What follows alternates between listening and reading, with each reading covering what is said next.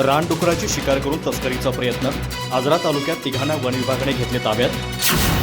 मिळालेल्या गुप्त माहितीनुसार आजरा वन परिक्षेत्र अधिकारी स्मिता डाके यांच्या मार्गदर्शनाखाली झालेल्या कारवाईत आजरा वन विभागाने रानडुक्कर शिकार करून त्याची तस्करी करण्याच्या प्रयत्नातील 3 जणांना ताब्यात घेतलं आहे.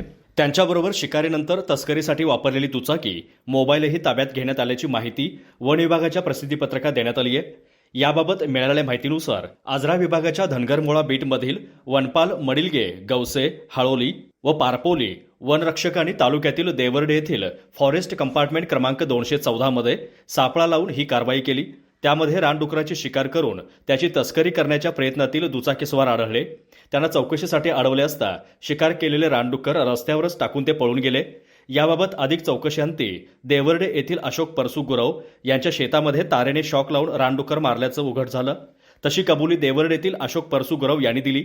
गुरव यांच्याकडे अधिक चौकशी केली असता संबंधित दुचाकीस्वार तालुक्यातील चांदेवाडी येथील विशाल विलास जाधव आणि अशोक जानबा गिलबिले असल्याचं समजलं.